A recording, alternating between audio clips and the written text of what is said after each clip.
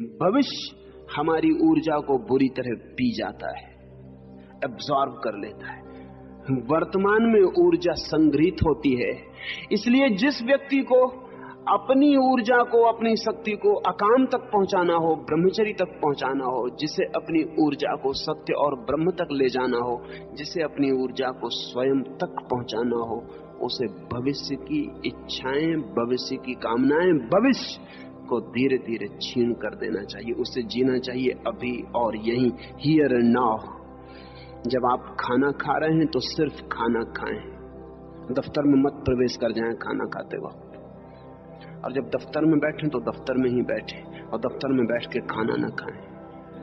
और जब सिनेमा गृह में जाएं तो सिनेमा गृह में जाएं, उस वक्त मंदिर को बिल्कुल वहां प्रवेश न करने दें। और जब मंदिर में जाएं तो मंदिर में हो, सिनेमा गृह मंदिर में ना आए। प्रतिपल जहां आप हैं वहां पूरे होने की कोशिश करें। कठिन होगी ये बात, लेकिन सरल बन जाएगी। कठिन होगी इसलिए कि हमारी आदतें सदा वहां होने की नहीं है जहां हम हैं, सदा वहां होने की जहां हम नहीं है। जहां आप होते हैं वहां आप होते ही नहीं। आपका वो जो मन है काम से भरा हुआ, वो कहीं और होता है। जब आप कलकत्ते में होते हैं तब मन बंबई में होता है, जब आप बंबई में होते हैं तब मन कलकत्ते में होता है। जहां हम हैं उस क्षण में हमारा मन नहीं होता, इसलिए जहां हम नहीं हैं वहां से हमें काम का विस्तार करना पड़ता और जुड़ना पड़ता है। वो जोड़ हमारी ऊर्जा को खोने का रास्ता है।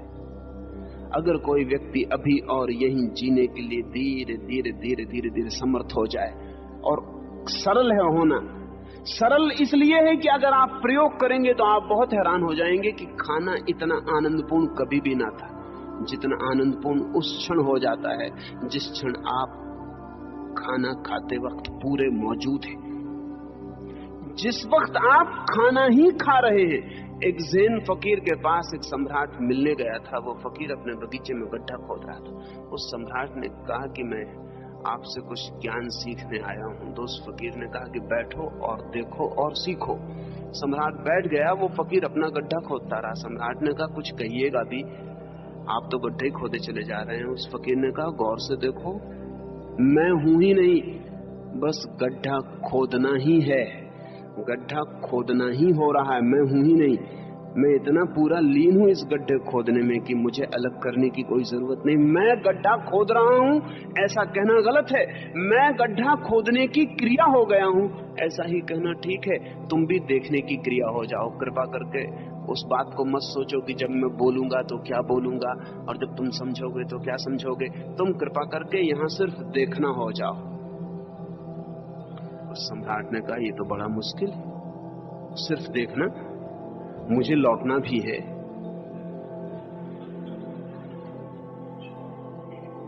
तो उस फकीर ने कहा लौट जाओ, लेकिन तब लौटना ही हो जाओ।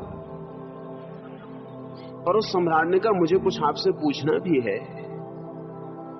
तो उस फकीर ने कहा फिर पूछ लो, फिर प्रश्न ही बन जाओ। हम जो भी कर रहे हैं हम वही नहीं है। अगर आप क्रोध करते वक्त पूरा क्रोध बन जाएं तो शायद दोबारा क्रोध ना कर सके, लेकिन क्रोध करते वक्त क्षमा मांग रहे हैं भीतर, क्रोध करते वक्त प्रायश्चित कर रहे हैं भीतर, क्रोध करते वक्त जान रहे हैं कि बड़ा बुरा कर रहा हूं, तब आप क्रोध में भी पूरे नहीं हो पाते, प्रेम में भी पूरे नहीं हो पाते। जिस प्रेमी से मिलने के लिए वर्षों प्रतीक्षा की, जब वो मिल जाता है तब हम कुछ और सोचते हैं। जिस प्रेमी से मिलने के लिए वर्षों सोचा था, वो जब मिल जाता है और पास बैठ जाता है तब हम उसे भूल जाते हैं और कुछ और सोचने लगते हैं। जिस धन को खोजने के लिए वर्षों मेहनत की थी, जब वो मिल जाता है तिजोरी में चाबी लगा के बाहर बैठ के हम कुछ और सोचने लगते हैं। हम पूरे वक्त चूकते चले जाते हैं। हम सदा ही भविष्य में अपनी शक्ति को व्यय करते रहते हैं।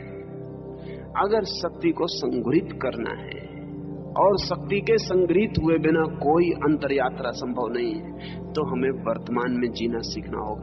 वर्तमान के साथ बड़ी खूबी है, वर्तमान सर्कुलर है, राउंड शेप्ड है।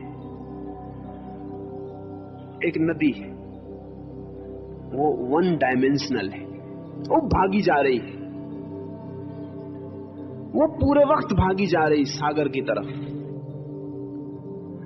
वन डायमेंशनल है, उसमें एक आयाम है, वो भागी जा रही है। एक सरोवर है, वो भाग नहीं सकता, वो गोल है, वो अपने भीतर ही घूमता है, रह जाता है। सारी भ्रमण यात्रा उसके भीतर है। जिस क्षण आप वर्तमान के क्षण में होते हैं, उस वक्त आप सरोवर की भांति हो जाते हैं, गोल वर्तुलाकार। शक्ति आपके भीतर घूमने लगती, क्योंकि बाहर जाने के लिए कोई मौका नहीं मिलता। मौका मिलता है भविष्य से। कल क्या करूंगा, इससे तत्काल मौका मिल जाता है। कल क्या होगा, तत्काल मौका मिल जाता है। अभी हूं, यहां हूं, आप मुझे यहां सुन रहे हैं। अगर आप मुझे सिर्फ सुन रहे हैं तो आप जरा सी भी शक्ति नहीं खोएंगे। आप एक वर्तुलाकार व्यक्तित्व बन गए, नॉन डायमेंशनल। अब आपका कोई आयाम ना रहा, अब आप बह नहीं सकते। अगर सिर्फ सुन रहे हैं, अगर सुनने के साथ सोच रहे हैं तो आप थक जाएंगे, आपकी शक्ति क्षीण होगी। अगर मैं सिर्फ बोल रहा हूं तो मैं थकने वाला नहीं हूं। अगर मुझे बोलने के साथ सोचना भी पड़ रहा है तो मैं थक जाऊंगा। अगर कोई भी क्रिया पूरी हो रही है तो शक्ति नहीं खोती, शक्ति संग्रहित होती है। कोई भी क्रिया अगर टोटल है तो शक्ति संग्रहित होती है। प्रेम अगर पूर्ण है तो शक्ति लाता है, क्रोध अगर पूर्ण है तो वो भी शक्ति खोता नहीं। जो भी पूर्ण हो जाता है वो खोता नहीं। और बड़े मजे की बात है, अगर क्रोध पूर्ण हो जाए तो आप क्रोध से मुक्त हो जाते हैं, क्योंकि वो इतना व्यर्थ मालूम पड़ता है। अगर आप प्रेम में पूर्ण हो जाएं तो आप प्रेम से भर जाते हैं, क्योंकि वो इतना सार्थक मालूम पड़ता है। जिस क्रिया को पूर्णता से किया जा सके उसे मैं पुण्य कहता हूं, और जिस क्रिया को पूर्णता में किया ही न जा सके उसे मैं पाप कहता हूं।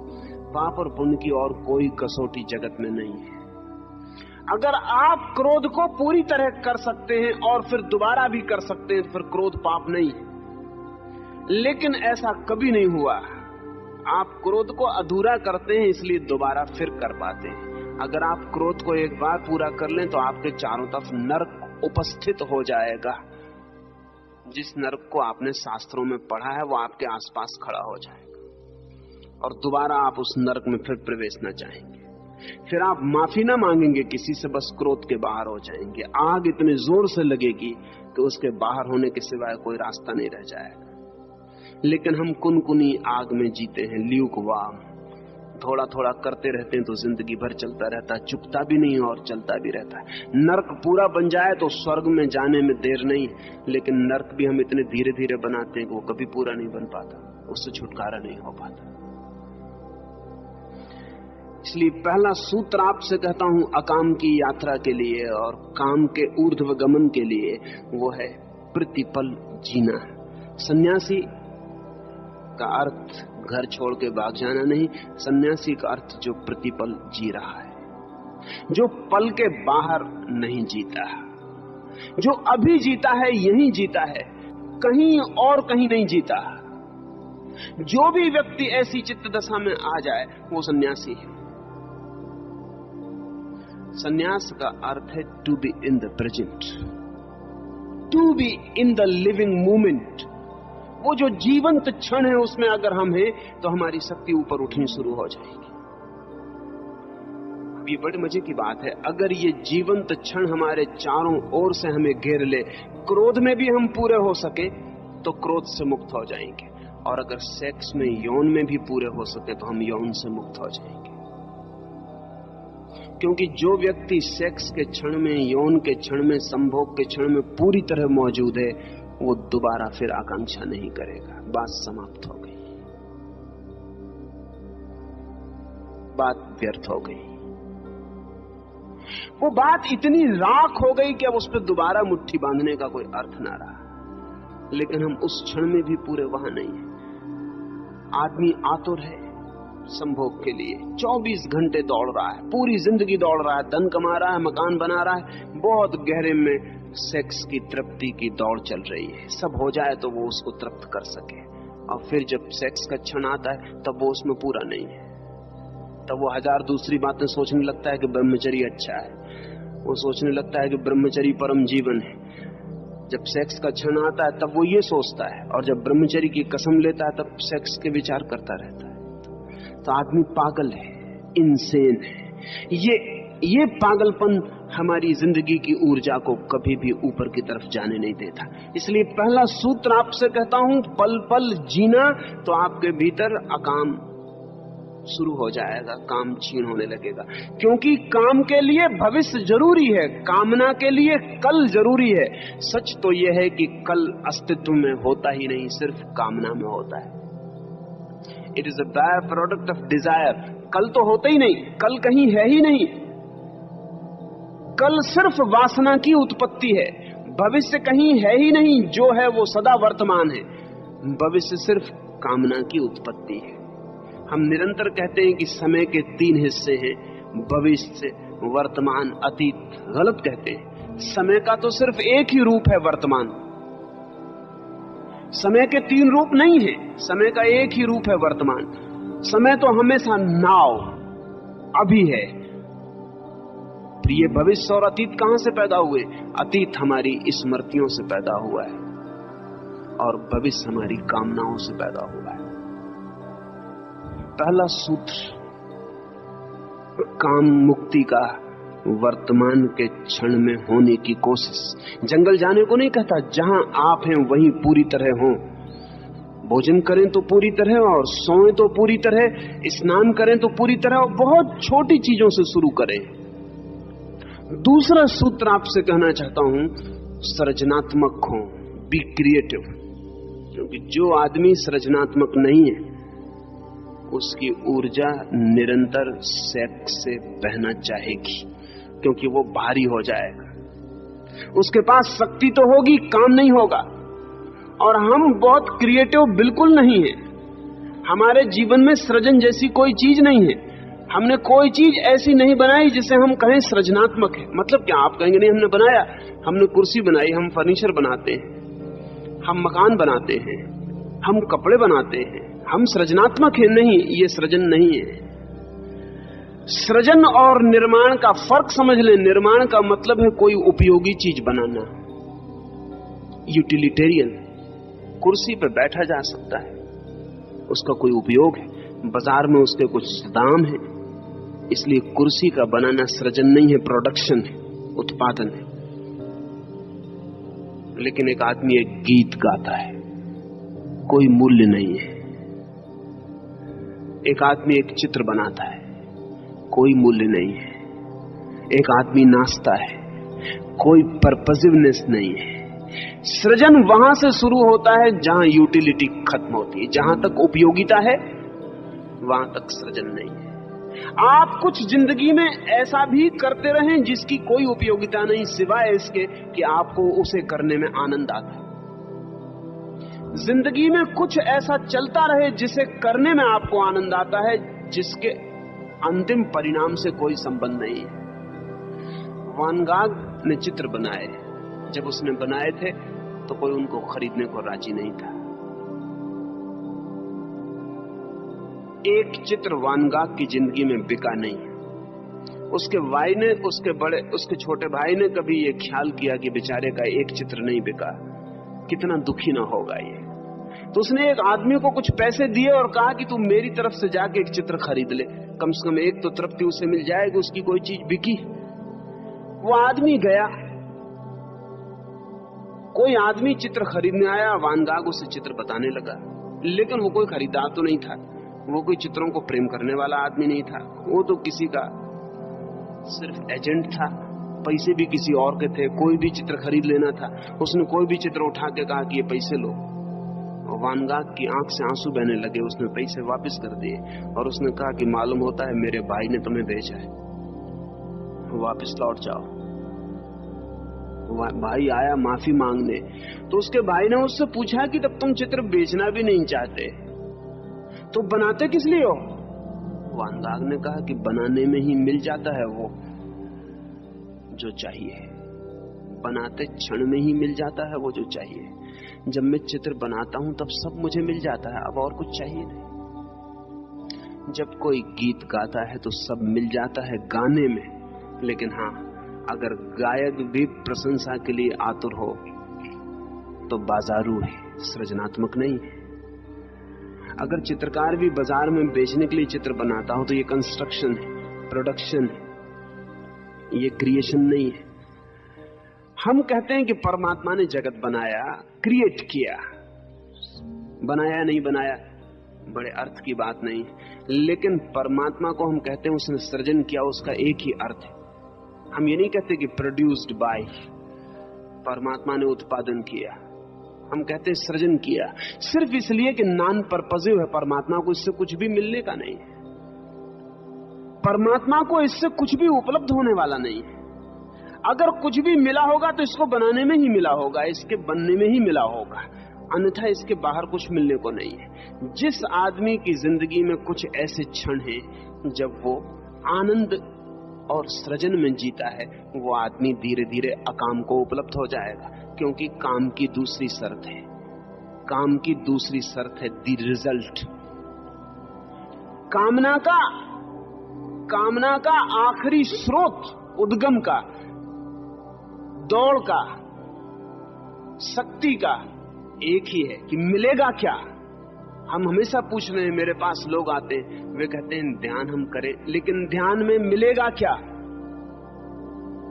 उनको पता ही नहीं कि ध्यान का मतलब ही एक ऐसा काम है जिसमें कुछ मिलेगा नहीं, ध्यान ही मिलेगा, और ध्यान का मिलने का अपना अर्थ है। हम जूता खरीदते हैं तो जूते का दुकानदार ये नहीं कह सकता कि आप बस आनंद से खरीद लें, मिलेगा कुछ नहीं। जूता एक यूटिलिटी है, कोई खरीदेगा नहीं। लेकिन आप अगर जूते की दुकानदार पे जिस भांति जाते हैं, उसी तरह आप मंदिर में गए और पूछा कि प्रार्थना से मिलेगा क्या, तो आप गलत जगह पहुंच गए। नहीं, जिंदगी में जो भी महत्वपूर्ण है उसका परिणाम नहीं है महत्वपूर्ण, उसका होना ही महत्वपूर्ण है। और हमारी जिंदगी में ऐसा कोई क्षण नहीं है जो अपने में महत्वपूर्ण हो। जिस व्यक्ति को धर्म के जगत में प्रवेश करना है और जिसे ऊर्जा को ऊपर ले जाना है, उसके कुछ ऐसे काम खोजने पड़ेंगे जो काम नहीं है, जो सिर्फ खेल है, लीलाएं हैं। इसलिए कृष्ण के जीवन को हम चरित्र नहीं कहते, राम के जीवन को चरित्र कहते हैं। राम का जीवन चरित्र है, बहुत गंभीर मामला है। राम हर चीज को बड़ी गंभीरता से ले रहे हैं, उनके लिए खेल नहीं है मामला, उनके लिए जिंदगी एक काम है। कृष्ण के लिए जिंदगी एक खेल है। नाच रहे हैं तो कुछ मिलने वाला नहीं है, बांसुरी बजा रहे हैं तो कुछ मिलने वाला नहीं है। राम तो जो भी कर रहे हैं उसमें कम से कम चरित्र मिलेगा, मर्यादा मिलेगी, वंश परंपरा की प्रतिष्ठा मिलेगी, वो सब मिलना है। राम बहुत यूटिलिटेरियन है, राम की बुद्धि बहुत उपयोगितावादी है। इसलिए एक धोबी के कहने पे वो पत्नी को बाहर फेंक सकते हैं, उपयोगिता में बाधा पड़ रही है। राम की मर्यादा क्षीण हो जाएगी, राम के चरित्र पर धब्बा लग जाएगा। राम की रघुकुल परंपरा का क्या होगा, यश वंश सब उपयोगिता है। कृष्ण अगर राम की जगह होते तो सीता को फेंक नहीं सकते थे। हो सकता था खुद ही बांसुरी बजाते हुए भाग जाते, ये हो सकता था, सीता को नहीं फेंक सकते। अगर कृष्ण की जगह राम होते तो सीता की अग्नि परीक्षा नहीं ले सकते थे। बहुत बेहूदी बात मालूम पड़ती, बहुत यूटिलिटेरियन मालूम पड़ती। प्रेम की कहीं परीक्षाएं होती, और अगर प्रेम की भी परीक्षा होती तो फिर इस जिंदगी में बिना परीक्षा के कुछ भी नहीं बचेगा। सीता की परीक्षा ली जा सकी कि तुम आंख से गुजरो, क्योंकि प्रेम पवित्र है या नहीं इसका पक्का होना चाहिए। प्रेम अपने आप में ही पवित्र है, प्रेम की और कोई पवित्रता नहीं होती। सीता ने नहीं कहा राम से कि तुम भी गुजरो, तुम भी साथ चले आओ, क्योंकि तुम भी अकेले थे, क्या भरोसा। और स्त्री का थोड़ा बहुत भरोसा हो सकता है, पुरुष का होना जरा मुश्किल है। लेकिन सीता ने नहीं कहा। सीता के लिए जिंदगी एक गंभीरता नहीं है, एक प्रेम है। इसलिए सीता राजी हो गई, निकल गई। प्रेम परीक्षा नहीं मांगता, प्रेम सब परीक्षाएं दे सकता है, ये कोई सवाल ही ना था। इसलिए कृष्ण के जीवन को हम चरित्र नहीं कहते, कृष्ण के जीवन को हम लीला कहते हैं। वो कृष्ण लीला है। लीला का मतलब है कि पूरी जिंदगी क्रिएटिव है, पर्पसिव नहीं है, यूटिलिटेरियन नहीं है। जिंदगी एक खेल है। धार्मिक आदमी की जिंदगी गंभीर नहीं होती, और जो आदमी गंभीर है वो बोझिल हो जाएगा, और जो बोझिल होगा उसको सेक्स से रास्ता खोजना पड़ेगा। इसलिए जिंदगी जितनी गंभीर होती जा रही है उतनी सेक्सुअलिटी बढ़ रही है। जिंदगी जितनी सीरियस होती जा रही है उतनी सेक्सुअलिटी बढ़ रही है, क्योंकि जितने आप गंभीर होंगे उतने तनाव से भर जाएंगे, जितने तनाव से भर जाएंगे उतनी रिलीफ की जरूरत पड़ेगी। इसलिए जिस मुल्क में जितना तनाव है उतना ज्यादा कामुकता बढ़ जाएगी, क्योंकि और कोई रास्ता नहीं दिखता। चित्त बोझिल हो जाएगा। शक्ति को बाहर फेंको, हल्के हो जाओ, एक ही रास्ता रह जाएगा। दूसरा सूत्र आपसे कहता हूं, जिंदगी को गंभीरता से मत लेना। Don't take it seriously. Seriousness is a basic disease. बहुत बुनियादी बीमारी है सीरियस होना, लेकिन आमतौर से हमारा सन्यासी साधु बहुत सीरियस होता है। सच तो यह है कि अगर चेहरा गंभीर और रोता हुआ ना हो तो साधु होने की योग्यता पूरी नहीं होती। क्वालिफिकेशन जरूरी है वो। इसलिए अक्सर रोते हुए लोग साधु सन्यासी हो जाते। साधु सन्यासी होने की वजह से रोते हुए दिखाई पड़ते हैं, ऐसा मत समझना। रोते हुए थे इसलिए साधु सन्यासी हो जाते, क्योंकि वहां उनके रोने को भी प्रतिष्ठा और आदर मिलने लगता है। वैसे रोते हुए दिखाई पड़ते तो कोई भी कहता है कि ये क्या शकल लेके घूम रहे हो, लेकिन सन्यास में वो शकल प्रतिष्ठित हो जाती है। नहीं, जिंदगी गंभीरता नहीं है, और जो जिंदगी में गंभीर है वो काम से मुक्त नहीं हो सकेगा। जिंदगी खेल बन जाए तो आदमी काम से मुक्त हो जाता है। पर पूरी जिंदगी को नहीं कह रहा हूं कि आप खेल बना लें, शायद वो संभव नहीं है, लेकिन जिंदगी में कुछ तो हो जो खेल हो। बच्चे इतने हल्के हैं, और ध्यान रहे बच्चे इतने अकामी हैं, उसका कुल कारण ये कि बच्चों की जिंदगी गंभीर नहीं है, खेल। जिंदगी एक लीला है। बच्चा खेल रहा है, गंभीर नहीं है। जैसे जैसे गंभीर होगा वैसे वैसे सेक्स उसकी दुनिया में आएगा। क्या आपको ये पता है कि सेक्सुअल मैच्योरिटी की उम्र रोज नीचे गिरती जा रही है। 14 साल से अमेरिका में 12 साल हो गई, 11 साल हो गई। कुछ लड़कियां 11 साल में मैच्योर होने लगी, और संभावना है इस सदी के पूरे होते होते मैच्योरिटी की उम्र 7 साल तक भी आ सकती है। 7 साल। क्या मामला क्या है? लड़कियां हमेशा 14 साल में मैच्योर होती थी, ये 7 साल में क्यों होने लगी? असल में 7 साल में ही लड़कियां इतनी गंभीर हो गई हैं अब, जितनी 14 साल में पहले हुआ करती थी। जिंदगी 7 साल में ही काफी भारी हो गई। शिक्षा, व्यवस्था, शिष्टाचार, सभ्यता, संस्कृति रोज भारी होती जा रही।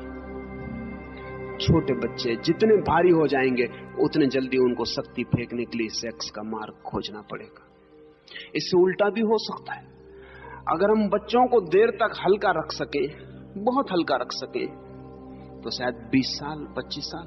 हम कहानियां सुनते हैं लेकिन हमें पता नहीं है, और जो गुरुकुल चलाते हैं उनको भी पता नहीं है कि मामला क्या है, क्योंकि गुरुकुल चलाने वाले लोग तो आमतौर से गंभीर होते हैं। लेकिन 25 साल तक किसी जमाने में हमने गुरुकुल में युवकों को काम से, सेक्स के बाहर रख सके थे हम। उसका कारण क्या था? उसका कारण था कि हम 25 साल तक उन्हें गंभीर होने से बचा सके थे, और कोई कारण नहीं था। जितनी गंभीरता बढ़ेगी उतना बोझ बढ़ जाएगा, जितना बोझ बढ़ेगा तनाव हो जाएगा, जितना तनाव होगा उतना निकास चाहिए। हम 25 साल तक उनको गंभीर होने से बचा सके थे। हमने 25 साल तक उनकी जिंदगी को खेल, न परीक्षाओं की गंभीरता थी, न जिंदगी से लड़ने की गंभीरता थी, न उत्तरदायित्व और रिस्पॉन्सिबिलिटी की गंभीरता थी। जिंदगी एक खेल थी जंगल में। उस खेल के बीच सब बहुत आहिस्ता चल रहा था। लकड़ियां काट रहे थे लड़के, जंगल में दौड़ रहे थे, पौधे बना रहे थे, खेती कर रहे थे। कभी घंटा आधा घंटा पढ़ते थे। पढ़ना कोई गंभीर काम न था, फुर्सत के क्षण में हुई बातचीत थी। निकट गुरु के बैठ के थोड़ी बात कर लेते थे। तो 25 साल तक अगर वे काम के बाहर रह जाते थे तो कोई आश्चर्य नहीं। और अगर आज सुखपूर्ण नहीं है तो दुखपूर्ण आज से सुखपूर्ण कल कैसे निकलेगा? थोड़ा सोचो। आज कहीं आकाश से थोड़ी आया है, तुम्हारे भीतर से आया है। तुम्हारा आज अलग है, मेरा आज अलग है। कैलेंडर के धोखे में मत पड़ना।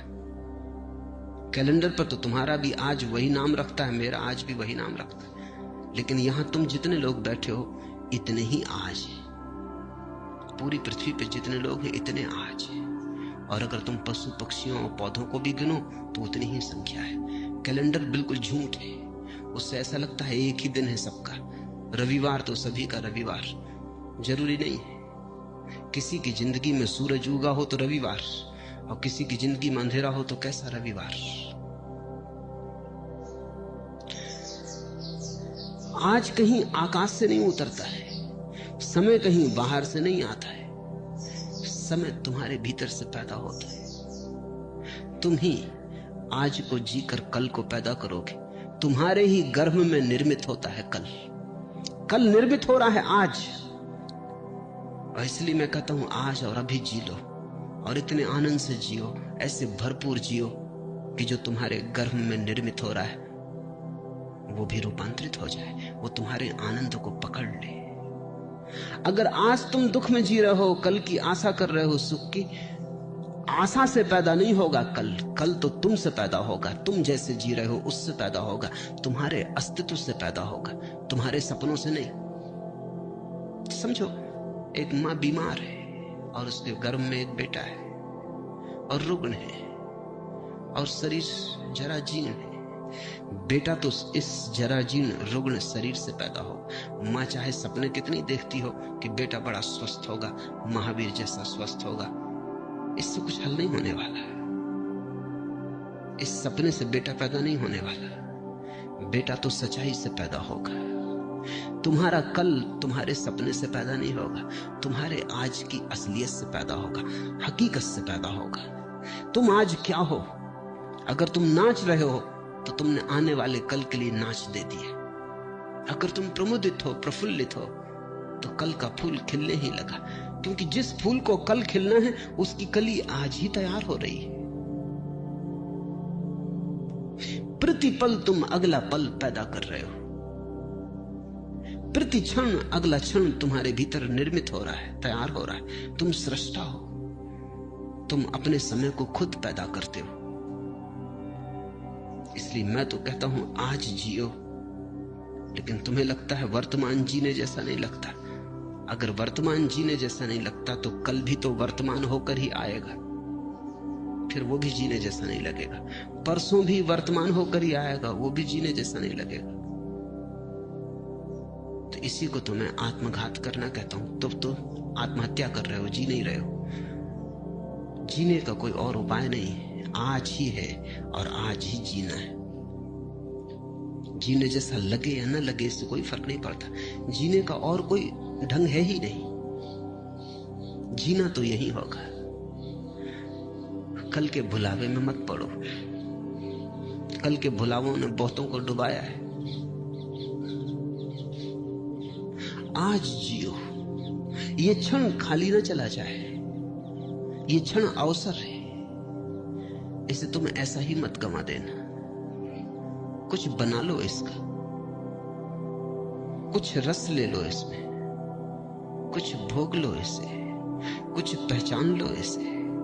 इसका स्वाद उतर जाने दो तुम्हारे प्राणों में। ये ऐसा ही ना चला जाए, क्योंकि अगर समय ऐसा ही जाता है तो समय को ऐसे ही चले देने की आदत मजबूत होती चली जाती। फिर धीरे धीरे समय को गंवाना तुम्हारी प्रकृति हो जाती। भोगो इसे, चूसो इस क्षण को, निचोड़ लो इसको पूरा। इसका रस जरा भी छूट ना जाए। यही परमात्मा के प्रति धन्यवाद है, क्योंकि उसने तुम्हें अवसर दिया, जीवन दिया, और तुमने ऐसे ही गंवा दिया। परमात्मा तुमसे ये न पूछेगा। यहूदियों की किताब है तालमुद, बड़ी अनूठी किताब है। दुनिया में कोई धर्मशास्त्र वैसा नहीं। तालमुद कहती है कि परमात्मा तुमसे ये न पूछेगा कि तुमने कौन कौन सी गलतियां की। गलतियों का वो हिसाब रखता ही नहीं, बड़ा दिल है। परमात्मा तुमसे पूछेगा तुम्हें इतने सुख के अवसर दिए, तुमने भोगे क्यों नहीं। गलतियों की कौन फिक्र रखता है,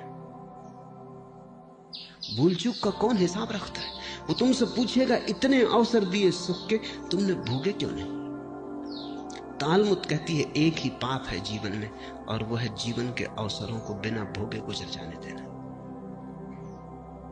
जब तुम आनंदित हो सकते थे आनंदित ना हुए, जब गीत गा सकते थे गीत ना गाया, सदा कल पर टालते रहे, स्थगित करते रहे। स्थगित करने वाला आदमी जिएगा कब, कैसे जिएगा?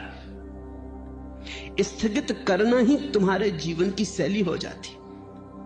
बच्चे थे तब जवानी पे छोड़ा, जवान हो तब बुढ़ापे पे छोड़ोगे, और बुढ़ापे में लोग हैं वो अगले जन्म पे छोड़ रहे हैं, वो कह रहे हैं परलोक में देखेंगे।